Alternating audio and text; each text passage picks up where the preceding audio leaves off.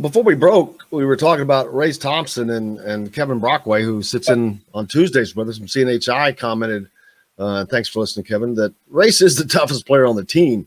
Yeah. He's that too. So you got that. That toughness is, I mean, he took the beatings to the face last year, broken nose, kept playing, kept going. Yeah. Because without him, they had nothing. If he develops a 12, 14-foot consistent jump shot, that dude has got a future. And I wanted to save it, man.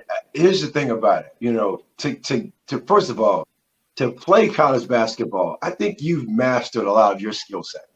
I think you can make a jump shot. You can actively call a jump shot when you want to, when you're by yourself. I think that's a known, I would say.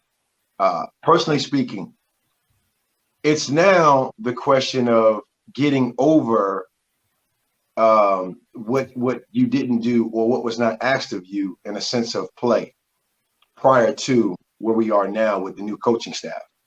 And I'm not saying that you have to play like this, the prerequisite to play in the NBA, but I feel it's in his game. I've watched him practice. I've watched him shoot. I know it's there. You got to have the mental mindset to do that. And I think to expand this game, to me, he is going to be the difference maker. We talked about him in the light of kind of being like a Swiss Army knife guy. I like it, but I want to see him more active. I think it's in him. Personally speaking, I feel the development piece is always there. I think it's a focus. I think what was emphasized with the former coaching staff and players, especially when everyone was kind of tumultuous, right? Everyone's kind of beat up. So, you know, it's kind of like, let's get the season over with. It happens. But now for me, Race, we don't talk about enough. We don't. I mean, I'm not saying that's wrong. We just don't. I think he gets a pass because he is tough, but I want to see him step up offensively. I want to see him more involved offensively. I think that he was purposely not overlooked, but not to focus ever last year. And when you have a Trace Jackson Davis, it's right. Yeah. There's a tier. There was a hierarchy of sorts. Right. Of course. And it's up to you to break that hierarchy. Well, it's up to you to say, hey, you know what? I'm going to make this a double post hierarchy here. Right. But you've got to show that you can deliver. That's right. Well, and I feel it's in him to do it. Now it's going to be really a detox and a declutter of what you didn't do to now what you can do and what you're going to do moving forward.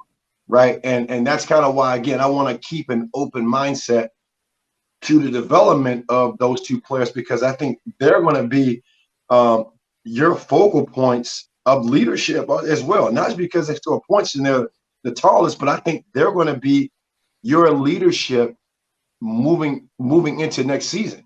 And then you get other pieces like Miller and other players coming into the fray that think about your starting lineup. You could possibly have like those out there, right? You got Xavier, you know, possibly, right? You know, a 16-point per game player who transferred. You have from Pitt, you have a Miller Cop who, you know, good numbers, good 3-point shooting, can stretch you out offensively a little bit. You got Trace and Race. And then you throw a third one in there. I mean, you got a experienced group, but now they got to learn how to gel and play together. Yeah, and it's going to be – I saw a post last week. Someone responded to one of our shows and said that Trace Jackson is going to average 30 and 15 next year. And I'm like, Trace Jackson Davis's numbers are going to go down. Yeah. His numbers are going to go down. You better hope Trace Jackson Davis's numbers go down. If you're an Indiana fan, you want to see Trace Jackson Davis's numbers go down because you want Xavier Johnson or Tamar Bates or Race Thompson or whomever it is scoring and implementing and helping Miller Kopp. You want to have 5 players averaging 11, 12 points a game and spreading the offense so it's coming from every different direction. So a team is so you're much more difficult to defend against. If you're getting a contribution from guards, from forwards, from centers, however you're set up, it's much more difficult to defend that team. Yes, we need the bench averaging about 25, 35 a night. We need the bench. We need the players other than Trace. Need somebody around 15, 18, 17. Everyone else around 12. I mean, you got great contribution. Also, you got to think about this, people. The more you touch that basketball, the more you want to play defense. I'm just being real with you. And that's a real thing. And people understand how to spread the wealth. So again, that every possession matter mentality is going to happen because the wealth will be spread. I just feel like you, Jim. I mean, I think his numbers going to go down. I don't see them going up.